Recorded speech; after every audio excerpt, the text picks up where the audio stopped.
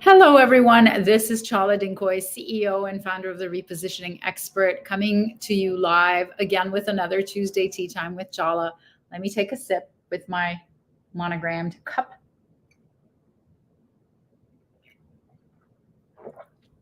Delish. I am back. I've been around, I've been traveling, I've been to New York and did some speaking there in an executive roundtable. A couple of days ago, I was in Denver, beautiful, beautiful Denver.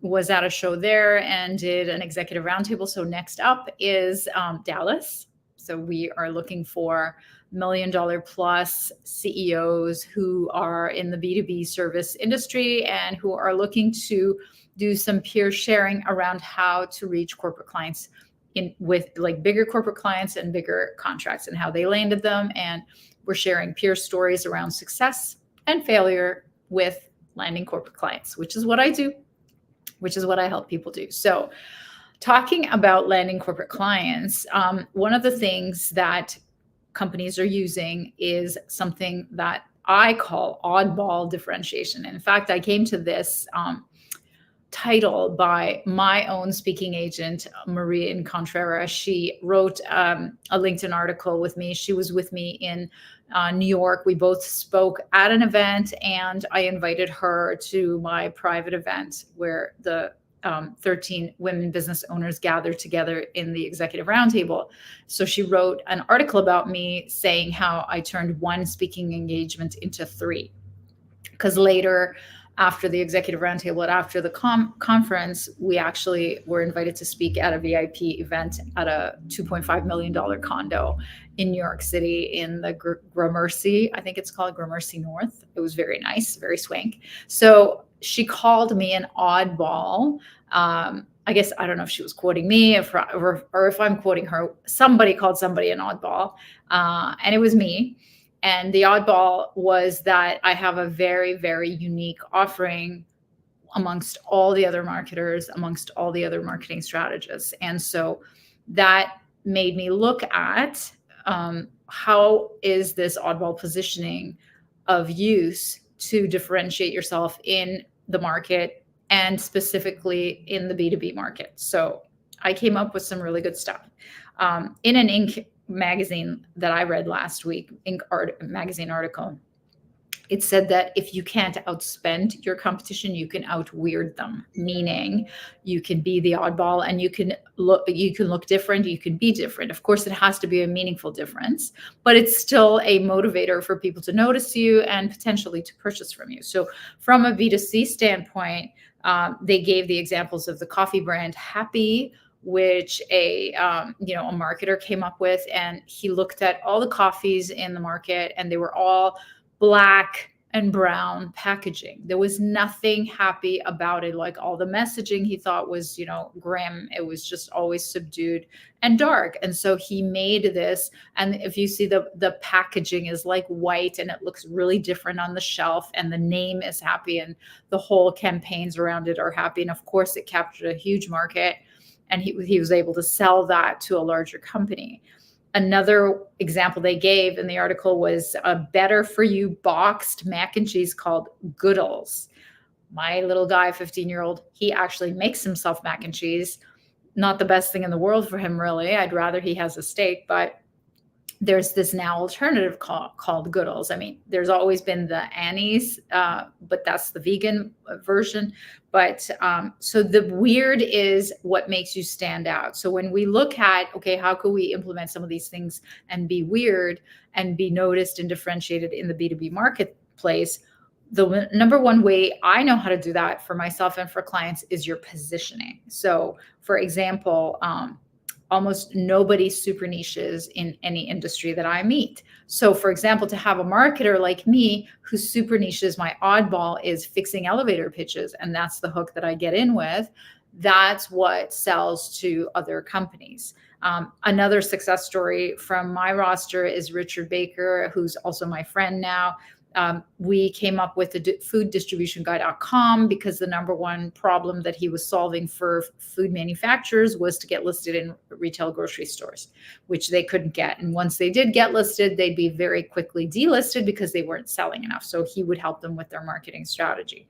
And another one was the oddball positioning was the divorcingwoman.ca, which was a client who did wealth advising and she couldn't get people to talk to her about their money, especially strangers. And once we repositioned her into just focusing on divorcing women, she was able to go and meet them at, like, there were 22 meetup groups for divorcing and separating women in Toronto alone. And she was able to get some traction by changing her positioning, her messaging, her website, and all that. So that your positioning is one of the best ways of what you can call oddball differentiation that I know of how to do in B2B, although the last example I gave you was a B2C. Number two is your weird hobby. So let me give you some B2C examples of how somebody's hobby became their, enormous business.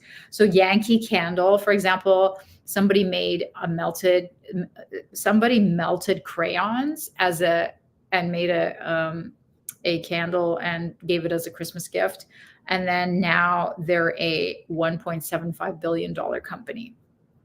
Burt's Bees, I use their products all the time. Beekeeping was a hobby for the owner, and now Clorox bought them for $925 million. So when you look at the B2B space, for example, Shopify just came out of a need that these two snowboard enthusiasts were trying to sell their snowboard online and they couldn't find a platform. So they created one, and it became a huge success. WordPress was a kind of like a side project for their own blogs for two design consultants, and now it's owns the space around how to do blogging, and is now a huge platform for blogging articles and websites. So that's another way. So we talked about what are some of the oddball ways. Is one is your positioning and your super niching. Two is turning your weird hobby into a business, into a B2B business. Number three is your weird personality. So for example, one of the examples that I always give is the insurance mom, because you should never trust anyone except for your mom for your insurance, because your mom knows best, because she'll give you chicken soup if you're sick. See, they're sick in insurance. So she's a very memorable brand character. We call those brand characters, but you can use your own weird personality. I mean, it's very famous. I mean, it's a bit dated, but how Richard Branson jumped out of an airplane with his wedding gown. That's like, at the time, it made huge press PR, and it was because his weird personality was, he was so out of the box, he was so extreme that he would do that and be memorable and be talked about. The last part of weird differentiation, oddball differentiation, is your weird imagination. And the best example for this was when, during the pandemic, a goat farm shut down, had no visitors, and they had zero income. So what they did is they created something called the Goat 2 meeting, which was a playoff on, at the time, the biggest Zoom platform, which was GoToMeeting. And they would actually rent their goats to place them into Zoom calls, or other other virtual calls, to liven up and to create fun in the Zoom meetings. And I remember that was the way that they saved their business.